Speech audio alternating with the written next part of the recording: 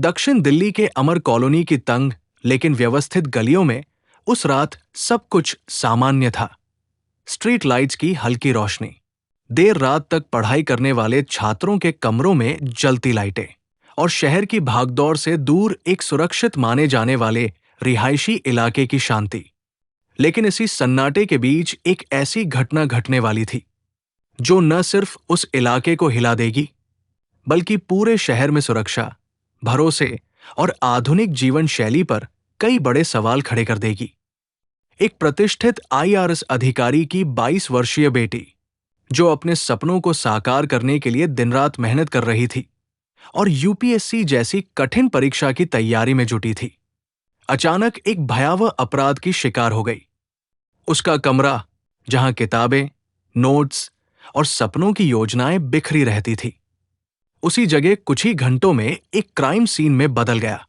घर के बाहर 4 स्तरीय सुरक्षा व्यवस्था थी, गेट पर गार्ड, सीसीटीवी कैमरे, एंट्री एग्जिट रजिस्टर और अंदर तक पहुंचने के लिए नियंत्रित एक्सेस सिस्टम। ऐसे में सबसे बड़ा सवाल यही था कि आखिर आरोपी राहुल मीणा इस सुरक्षा घेरे को पार करके अंदर कैसे पहुंचा? क्या उसने खुद को किसी डिलीवरी एजेंट के रूप में पेश किया? क्या उसने पहले से इलाके की रेकी की थी और सुरक्षा के कमजोर बिंदुओं को समझ लिया था? या फिर यह मामला किसी जान पहचान और भरोसे का था, जहां दरवाजा खुद खुला? जांच एजेंसियां इन सभी संभावनाओं पर काम कर रही थी, क्योंकि कई बार सबसे मजबूत सुरक्षा भी इंसानी लापरवाही या विश्वास के कारण टूट जाती है। जैसे जैसे जांच आगे बढ़ी, पुलिस को कुछ ऐसे सुराग मिले जिन्होंने केस की दिशा ही बदल दी। घटना के बाद आरोपी पीड़िता का मोबाइल फोन अपने साथ ले गया। शायद उसे लगा कि इससे वो अपनी पहचान छुपा लेगा या कुछ सबूत मिटा देगा, लेकिन यही मोबाइल फोन उसकी सबसे बड़ी गलती बन गया। पुलिस ने फोन की लोकेशन ट्रैक करनी शुरू की और धीरे धीरे आरोपी की मूवमेंट का एक पूरा नक्शा सामने आने लगा। इस बीच पता चला कि वो एक ओयो होटल में ठहरा था, जहां उसने वाईफाई का इस्तेमाल किया। यही wifi logs, device connection record और टाइम स्टैम्प्स पुलिस के लिए अहम कड़ी बन गए। डिजिटल दुनिया में छोड़ा गया हर निशान, चाहे वो इंटरनेट लॉग हो या लोकेशन डेटा, अब जांच का हिस्सा बन चुका था। इसके अलावा इंस्टाग्राम चैट्स ने भी इस कहानी में एक नया मोड़ ला दिया। क्या आरोपी और पीड़िता पहले से एक दूसरे को जानते थे? क्या उनके बीच कोई बातचीत हुई थी? कोई विवाद, कोई अनबन या एकतरफा लगाव? इन सवालों ने इस केस को सिर्फ एक साधारण अपराध नहीं रहने दिया, बल्कि इसे एक जटिल मनोवैज्ञानिक और सामाजिक परतों वाला मामला बना दिया। अगर ये एकतरफा जुनून या बदले की भावना का मामला था, तो ये और भी चिंताजनक था, क्योंकि ये दिखाता है कि डिजिटल प्लेटफॉर्म्स पर बनने वाले रिश्ते कितने खतरनाक मोड़ ले सकते हैं।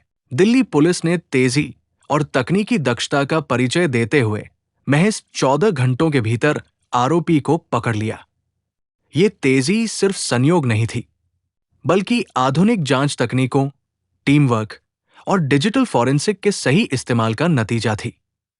CCTV footage, mobile trekking, hotel records और सोशल मीडिया डेटा, इन सभी को जोड़कर पुलिस ने एक मजबूत केस तैयार किया और आरोपी तक पहुंचने में कामयाब रही। गिरफ्तारी के बाद आरोपी का आपराधिक इतिहास भी सामने आया, जिससे पता चला कि वो पहले भी अपराधों में लिप्त रहा है और राजस्थान से लेकर दिल्ली तक उसकी गतिविधियां फैली हुई थी। इससे यह भी संकेत मिला कि ये कोई अचानक किया गया अपराध नहीं, बल्कि एक ऐसे व्यक्ति का काम था जो पहले से अपराध की दुनिया से जुड़ा हुआ था। अब सबसे बड़ा सवाल यही बना हुआ है कि इस हत्या के पीछे असली मकसद क्या था?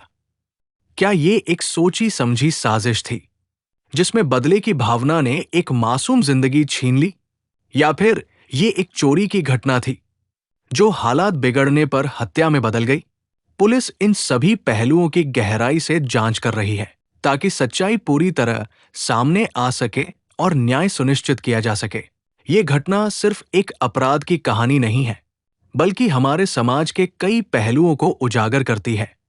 हाईटेक सुरक्षा व्यवस्था की सीमाएं, डिजिटल दुनिया के खतरों और इंसानी भरोसे की नाजुकता, ये हमें सोचने पर मजबूर करती है कि क्या हम सच में सुरक्षित हैं या फिर हमारी सुरक्षा का भ्रम ही हमें असली खतरे से अनजान बनाए रखता है। एक उज्जवल भविष्य जो देश की सेवा के सपनों से भरा था, एक ही रात में खत्म हो गया और पीछे छोड़ गया कई सवाल जिनके जवाब अभी भी तलाशे जा रहे हैं।